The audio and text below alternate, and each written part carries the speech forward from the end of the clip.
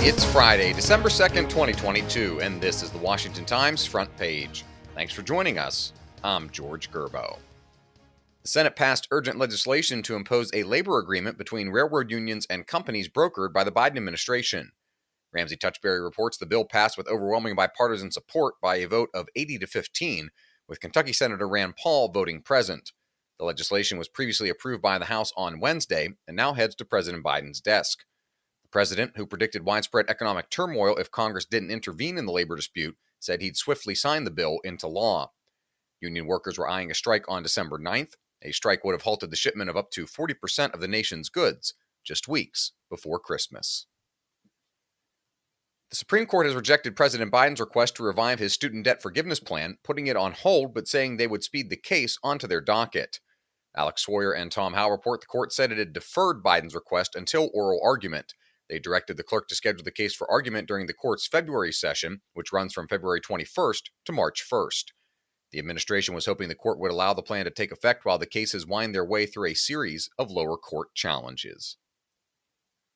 Hakeem Jeffries, whom House Democrats have elected to succeed Nancy Pelosi as party leader, made clear that he wouldn't let the most liberal flank or any other faction rule the Democratic caucus. Susan Ferricchio, Kerry Pickett, and Mika Solner preview the challenges the new leader will have in wrangling his fellow Democrats. The New Yorker has inherited from Pelosi a smaller, divided caucus after a midterm election that showed key voters had soured on some of the policies promoted by the party's most liberal faction. Veteran Democrats say Jeffries is positioned well to manage divisions in the ranks, and in particular, members of the squad who promote views that include defunding the police and passing massive social spending, often at odds with the rest of the caucus. You can read all of these stories at WashingtonTimes.com/front page. You can also find our entire lineup of Washington Times podcasts at WashingtonTimes.com/podcasts. The decision to serve lobsters at President Biden's first White House state dinner is steaming folks in Maine who say the president is regulating lobstermen out of business. Dave Boyer reports 200 butter-poached Maine lobsters were on the menu Thursday night as the president and First Lady Jill Biden hosted French President Emmanuel Macron and his wife Brigitte for his first state dinner.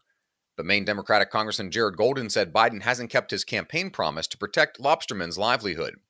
Maine's $1 billion a year lobster industry and its elected officials are angry about the administration's move to require new lobster gear and fewer vertical fishing lines in the water.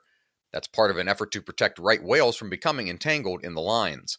A federal judge last month ordered a 2-year extension before the regulations take effect. Lobstermen say the legal battle has left them in limbo.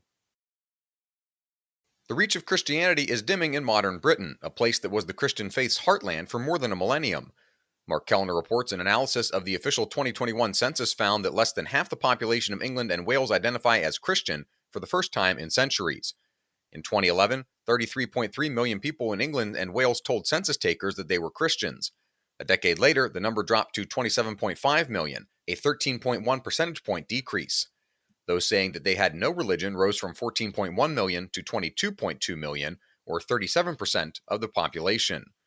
The results have some secular voices saying it's past time for the monarchy and the government to drop the trappings of their Christian identity.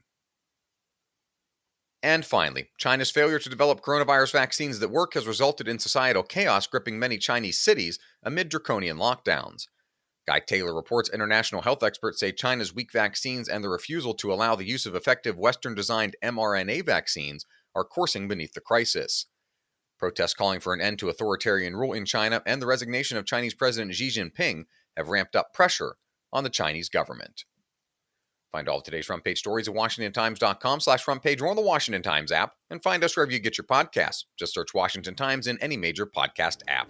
You can also find us on Twitter and Instagram at Wash Times for breaking news, sports, commentary, and more. For the Washington Times, I'm George Gerbo.